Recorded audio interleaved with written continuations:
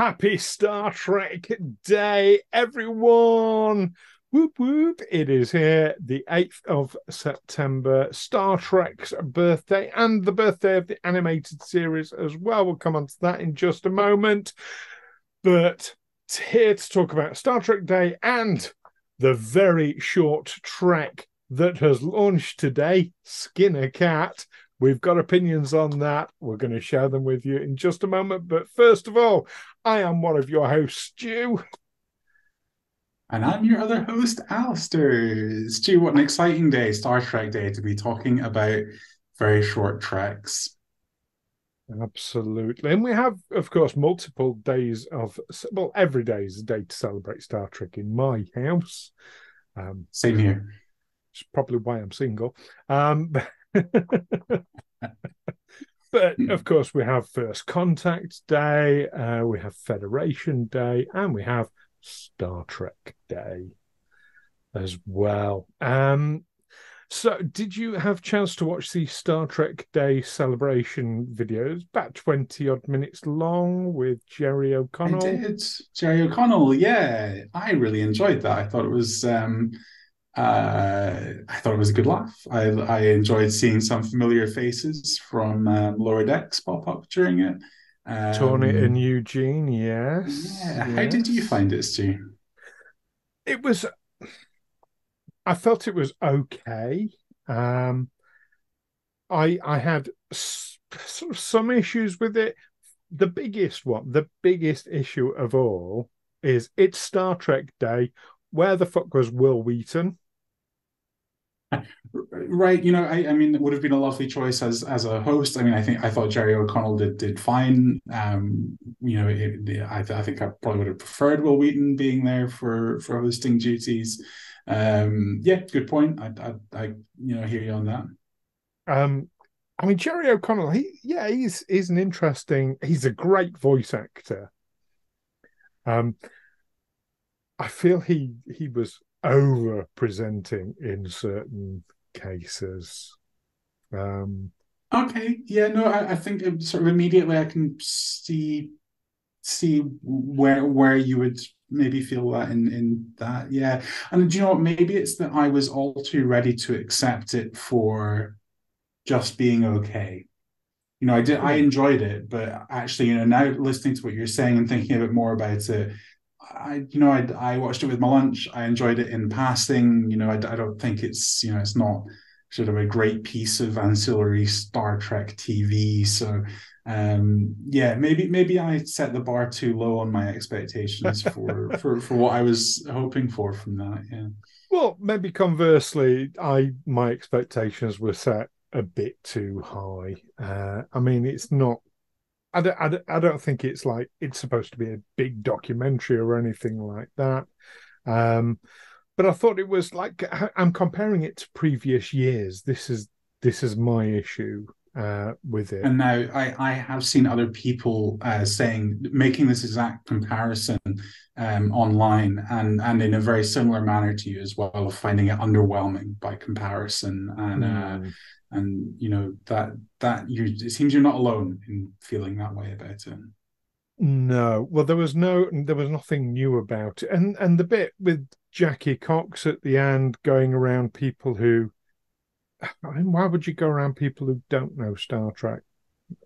That just that struck me as I think people who Trekkies, us, our folk, I think we feel isolated enough most of the time anyway. But when we come together for a Star Trek event where this is our pack, this is our family, this is our brood, this is our people, and that's what we need to promote. That so showing people who like don't watch Star Trek, it's like no, why would you do Mm, that? Why would you put that on us today?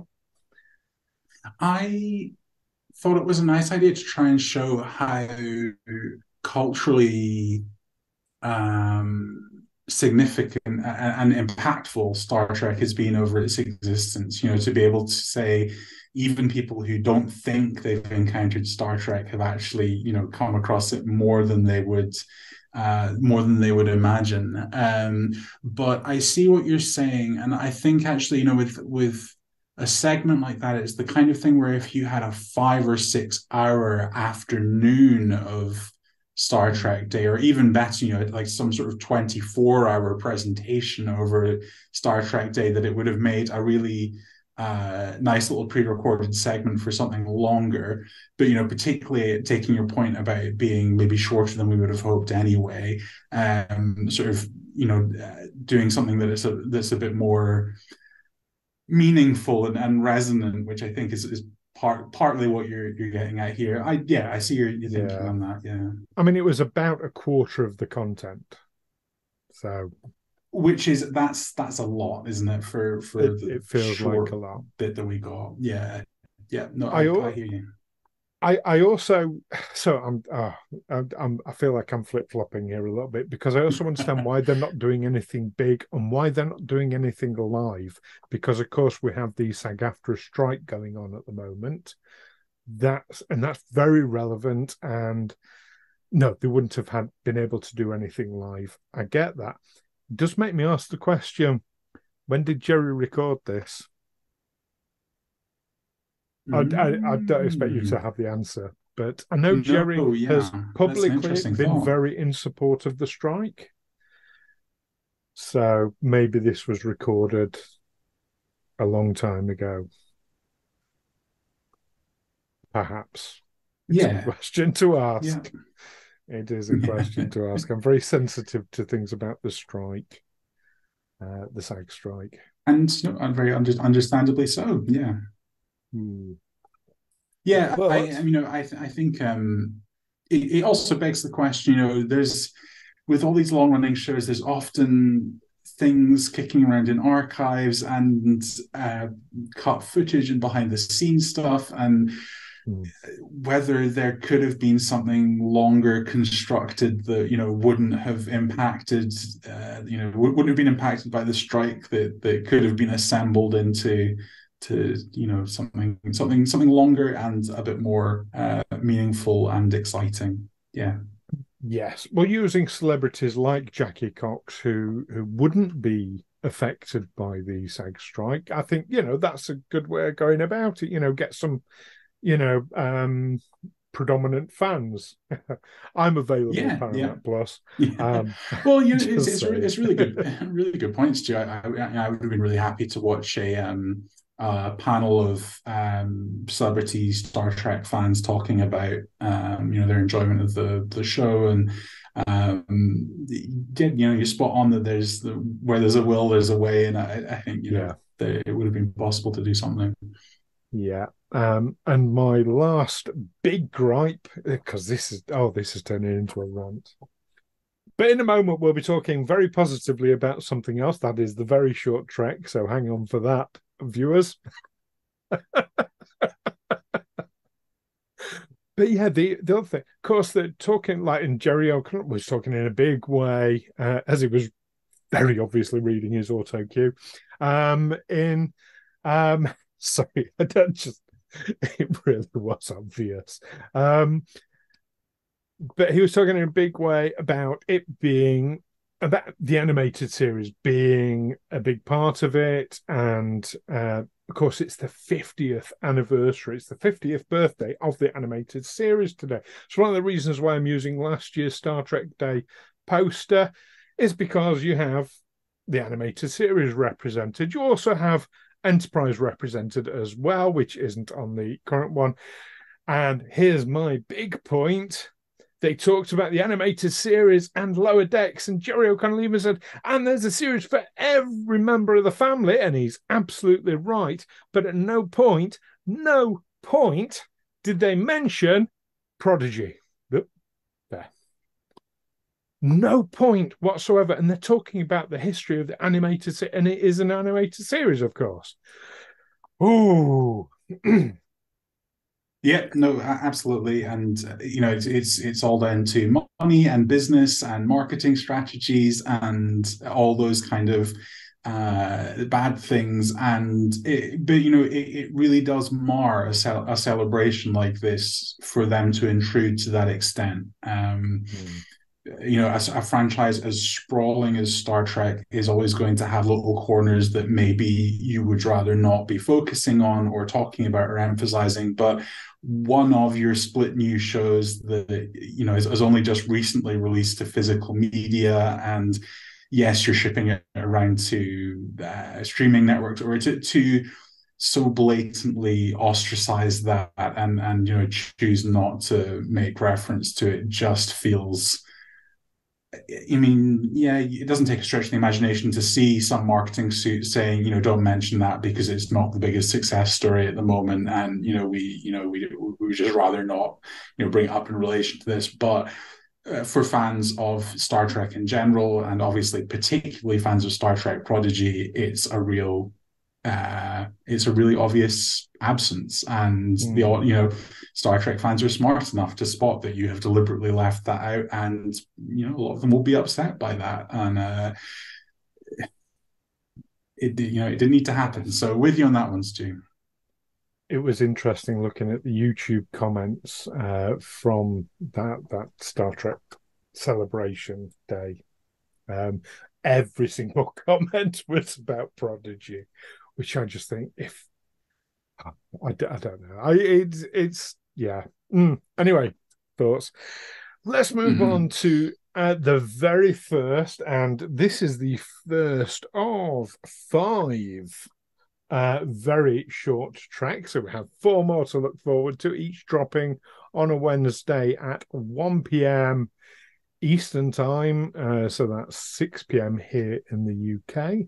Have this to look forward to for the next 4 Wednesdays coming up. Skinner Cat. Should mention for our viewers, we need to go to Red Alert as usual, because we're now going to be giving out spoilers for the very short track Skin a Cat. So we're at Red Alert. We can now talk about it. Alastair, did you like it? Very short track, but it wasn't short enough. Do we want a good, bad, and batshit this, Stu, or are we just going to chew it over in general? Yeah, we can good, bad, and batshit it. Absolutely. So in that case, I will start with the good, because I did not. So yeah, spoiler alert, I did not like this very short track. In fact, I thought it was awful. However, there were still good things about it. So in that case, let me start with them. I loved the opening ident. I thought redoing that in the animated style, and even putting the soundtrack through a little sound effect to give it that kind of vintage sound. I was actually really excited when I saw that they had done that, and I was like absolutely there in the moment for the very short track that was to come, and I was about to be brutally disappointed. But anyway, I thought that the opening ident was great. I thought that the animation style was remarkably spot on. The recreation of that animated series look, I thought was there was nothing to complain about there for me. I thought it was great. Great to hear Bonnie Gordon as the computer as well. Yes, thank you for Yeah. spotting that. Of course, Bonnie Gordon is the voice of the computer on Prodigy. Prodigy, yes. Yeah. So, So yeah. we see where problems begin to spin into each other in this celebration, don't we, Stu? Well, yeah, they've talked about Ethan Peck being in it, and indeed he is. But and in fact, I've got a list of Star Trek characters who are going to be in it. Bonnie Gordon's not mentioned in the published list.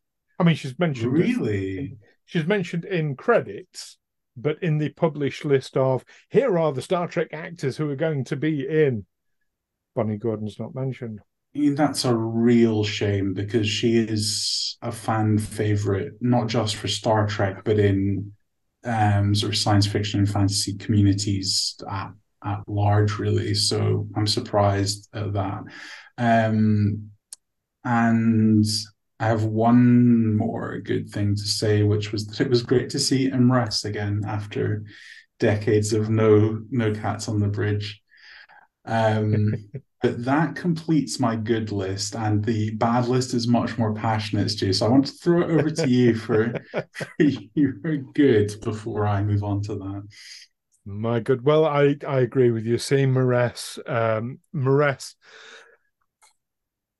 yes, fond memories at a developmental age with Mores. That's all I'm gonna. I may or may not be into cat girls now as a result, but Doctor Tanana might. Yeah, anyway, moving swiftly on from that. Yeah, and Arex, of course, the Eudosian, Yes. seeing him on the bridge. Yeah, also a favourite. There's a reason why in Livingston, when we randomly pulled the character, like, oh, to sit in there, right, it's an Eudosian because of Arex, of course. Yeah, so seeing them was great. I think for me, the the best part about it is the fact that they had made it absolutely clear cut from the trailer for this that it's not canon. They're not trying to be canon. They're not attempting to fit it into canon because they have gone parody with it, and it is full on parody. They're trying to do it as a skit rather than an episode. Like yourself, I think it could have been better, but I think being able to sort of compartmentalize it as, oh, it's a skit, it's not canon, helps. So that's That's a my good good part. that's a good find for that silver lining. And talking of damning with faint praise, I guess suppose another good point is that I'm pretty sure that Ethan Peck can be confident that this will be the worst Star Trek thing he ever puts his name to, and he has that behind him now. So, um, so Well, a lot of keep finding people have. those silver linings. Do you know what the short trek he was in Q&A, where it's him and Mm, Una in the lift, that gets a lot of hate from the community. yeah.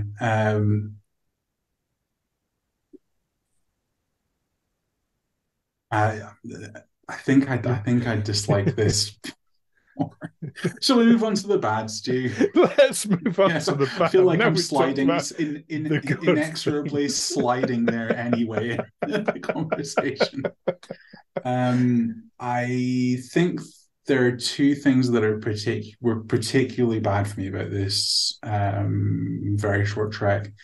It's not funny. It wasn't funny to me. I think it's it, I think it's very low effort in trying to be funny in general. I think it presumes that randomness is inherently funny, um, and that is not necessarily true. And worse than that is that I felt that the spirit of Trek is just absent from it.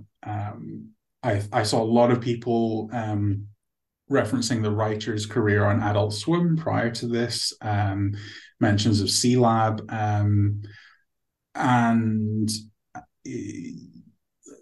I can see maybe why that's coming up so frequently because to me it didn't feel like Star Trek, which when you're making something specifically to commemorate an anniversary of Star Trek, um, feels like a bit of a wasted opportunity. Um, so that's my opening thoughts on the bad. There's plenty more to come, but it sounds like maybe you had a bit more of a bit more of a positive view of this, Stu. So how do you feel about the bad aspects of it? I don't know if it's more of a positive view, perhaps a more forgiving view, Okay. for accuracy. Yeah. Yeah. Um, oh yeah, bad thing. So I agree with you. It didn't start. One of the things that Star Trek's really good at when it does use humor is being very intelligent humor, very witty humor. This felt as lowest common denominator as it gets. Um, And so what, and to pick up on that point, because I think you're absolutely right. And I think it's really, there's something that's at the very crux of this very short track in what you're saying. Even I'm a big classic comedy fan. I love my Ealing films. I really love the work of French filmmaker Jacques Tati, who did a lot of physical humor. Even very mhm, simple comedy requires construction, right? Even mm, the simplest of gags, you have to put work in to get the payoff from them. And this short trek, very short trek, felt like it was throwing random things at a wall with very, just on the presumption that the audience will find it funny because it is out of place. I mean, the plumbing station appearing on the bridge.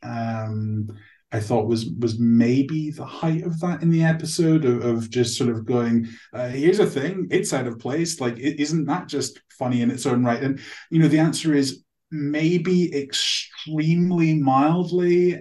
You're definitely attempting to beat us over the head with a lot of things in quick succession. I think hoping that we won't notice that there's actually really almost nothing going on, mm.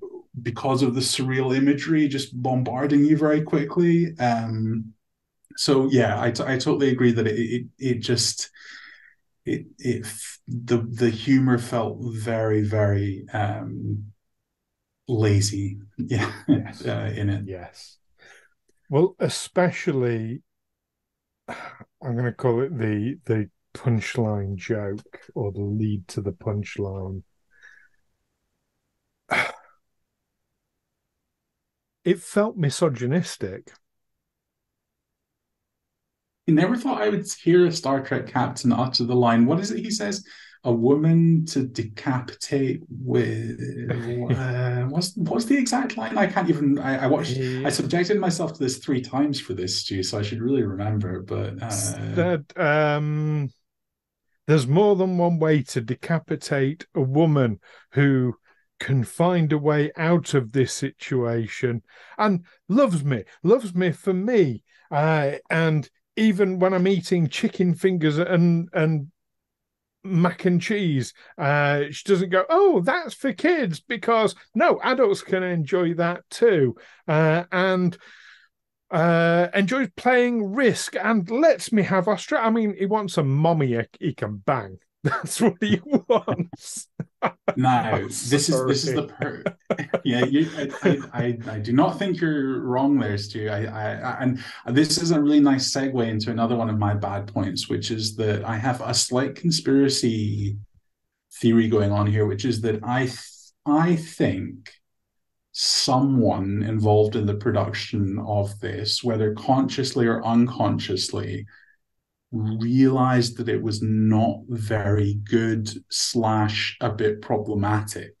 Um, why is Captain Kirk not on the bridge? This is not Captain Kirk, right?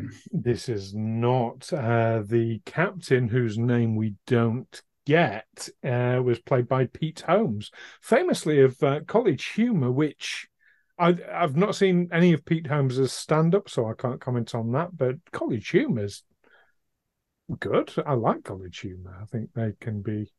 Yeah, yeah, and one thing I'll say is that the people who have been involved with this project seem to have good backgrounds. So Mm, there's not knocking the talent involved in putting this together, but it's not added up to something that I feel kind of checks the box from what we might have been hoping for from this.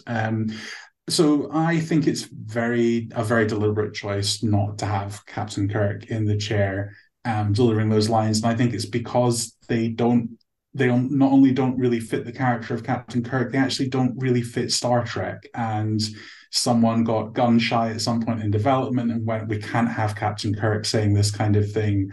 Let's just call him the captain and take him out, which feels bizarre to me when you ask Ethan Peck to come and voice Spock, and you have Scotty mm. having, I think, a momentary cameo on the bridge earlier in the very short track as well. Why chicken out on having Captain Kirk in the captain's chair if you're confident that this is actually all very funny and hangs together very well in a meaningfully Star Trek way. Does that make sense? I think you're absolutely right there. Clearly, this captain character is the butt of the joke, and you can't put a hero as the butt of the joke. Yeah, and I mean, were this very short track very different, I would have loved to hear Paul Wesley's voice coming out of Yeah. Kirk's mouth if you're going to have Ethan Peck on the bridge as Spock. I think that's a big missed opportunity in many ways. That would have been something a lot of people would have been quite excited about hearing. And it really feels to me like it was meant to be Captain Kirk originally, and somewhere someone in production went, we can't have him say this stuff. It's gonna make fans irate to hear some of this come out of Kirk's mouth. Um, and if my guess is anywhere near right, it's really fairly damning of the very short track that became an issue at some point during it. So yeah. Yes. Yeah. Yeah. Yeah. I'm in agreement with you there. Although I'll tell you what, if Paul Wesley had have done this with the script as written, I would have lost all respect for Paul Wesley. Yeah. Yeah. It's kind of knocked my thoughts about Ethan Peck, to be honest. Although he has very few lines and he delivers them in a not just cold Vulcan way, but in an almost resigned manner. So perhaps Yes. Ethan Yeah. wasn't happy doing it. Yeah. Yeah. No, I suspect that's quite right as well. Mm, yeah. And I think the sort of the overarching bad theme for this one is just that it's a big missed opportunity, right? There, we obviously talked about things we liked about it, and it's not that there aren't things to like about it. The animation is good. It's great. Some of the cameos, with Ethan Peck being involved, Bonnie Gordon being involved, like these are things that made me really happy watching it, but it just feels like it could have been a lot more. And I'm holding out hope that the remaining very short treks will hit the mark, and that this is maybe a case of talent that just doesn't click with me doing this project, and it not it just sort of being lost on me, and not being something I enjoyed as a result. And maybe I don't know if different creative teams are working on future very short treks. If they are, that will maybe I can see myself really enjoying future episodes in this mold, but not with this kind of writing and humor. No, we'll have to see. What about batshit moments? Any?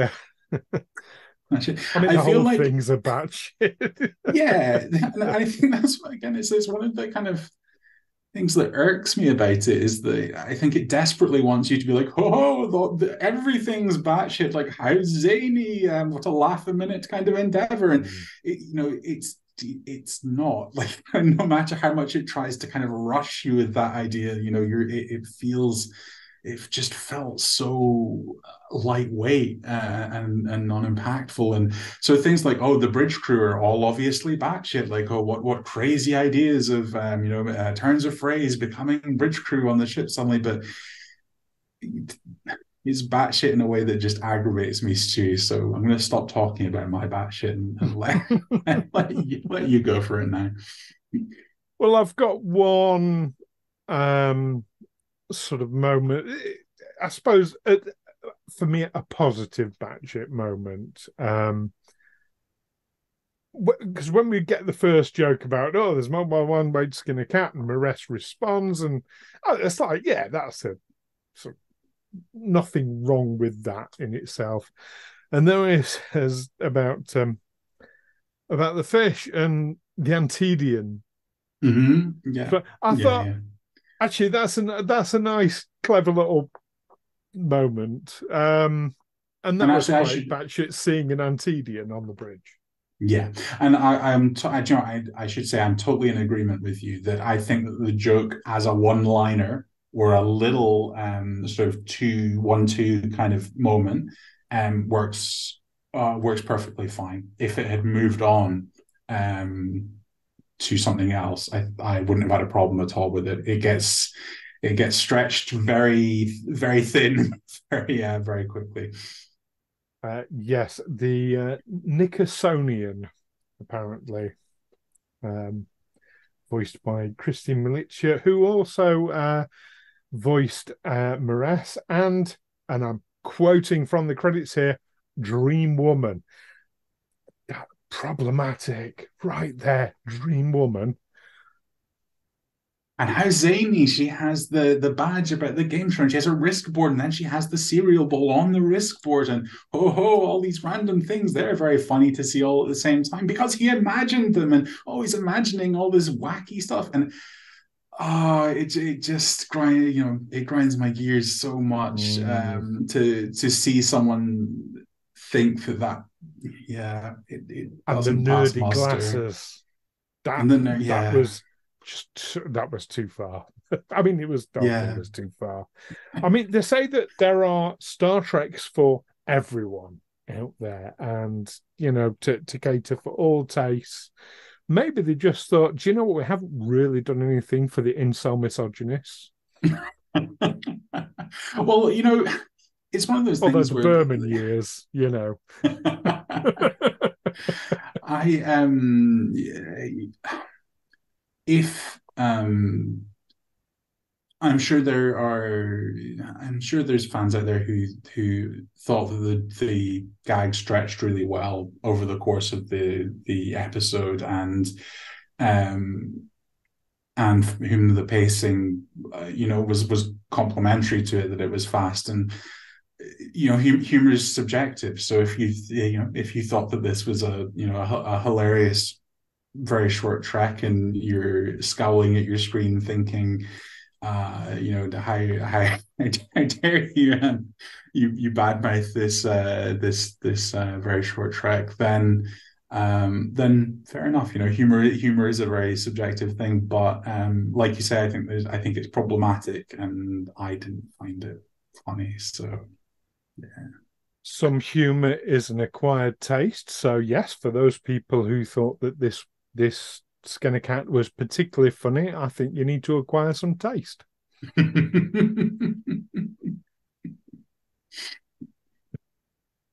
Ah, right. ah, Well, I mean, maybe it's this been was just a misstep for Casper Kelly. the first Yeah. two our first two episodes have been so positive and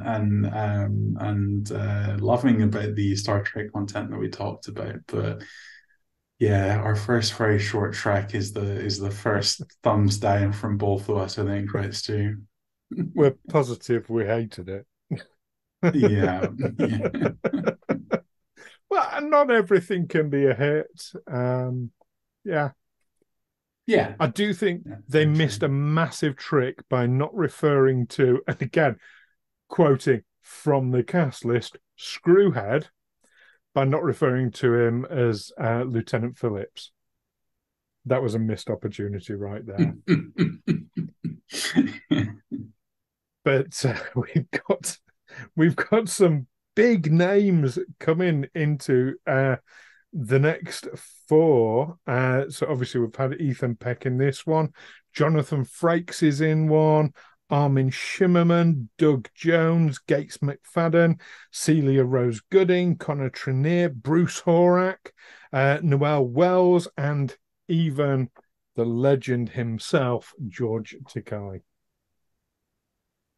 Yes, I mean So it is a very exciting list of names, isn't it, Stu? You would hope that we're in for some treats with the next few of these.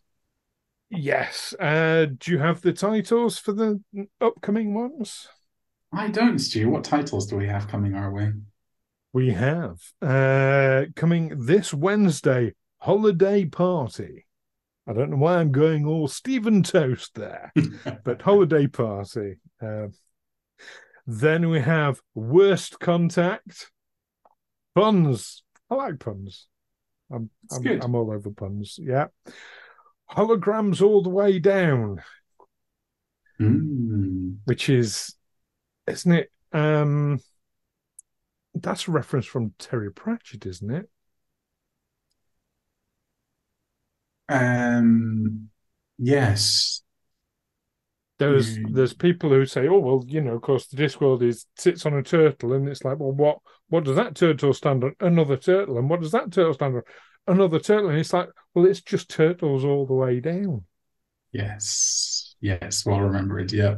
So holograms all the way down. I'm misquoting it. I know. But no, And yeah, I know what you mean. the final one: walk, don't run. Do we So know what cast members are listed for what episodes yet, or is that all hidden information at this point? I haven't seen any. That's not to say it doesn't exist, but I haven't seen any relations as yet. So yeah, we've got another. What is it? 1, 2, 3, 4, 5, 6, 7, 8, 9, 10. I mean, that would average two per episode, but Ethan Peck's only been in one, so one of them's got to have at least three. Hmm, Yes. a bit interesting. I suspect Bruce Horrick and Celia Rose Gooding will be in one together. Yeah, Uh, that would make sense. Obviously, yeah. Um, I am looking forward to mm, Ethan Phillips. yes. I hope they give him a good Yes. one. Oh, yes, Ethan Phillips. I never mentioned Ethan Phillips. Yeah. But he Yes. is, he is, he is. I'm He's right in in one. that, then. We've Yeah, seen, yeah, it's in the trailer. You even yeah. see Neelix. Yeah. Yes. Why isn't okay? Okay, there are people not on the list, not on the published list that I saw that should be. Because he Mm, does. He speaks in the trailer briefly. Does he? Is there a he chance that he's does. not? Yeah. So he really should be on the list. Yeah. Anyway, that's enough for silly stories or something of that nature. That was the worst Neelix Yes. impression ever. But you're quite right about what he says. He does say almost exactly that, I think. So yeah, I am looking forward to seeing his episode particularly, and yeah, I hope it is funnier than this one. It can't be any less funny. Surely, surely. I am serious, and don't call me. Anyway, on that bombshell, well, whatever you've all been watching out there, I've been watching some animated series today. I know you've been at a barbecue, but did you get a chance to watch any Star Trek at all, other than this? So I watched the celebration video that we were talking about earlier, and this three times. Maybe I've still got a couple of hours left. Maybe I'll fit like a palate cleanser in before bed tonight. Yeah, I recommend it. I mean, the animated series is a good one to watch. I've been watching series 2 of that this good afternoon, so choice. definitely. But whatever your personal Star Trek is, or whatever you enjoy watching, have a fantastic Star Trek day. And we'll see you again soon with more of the same for another very short trek and Lower Decks coming on Thursday and all sorts of other good stuff. In the meantime, peace and long life. Live long and prosper.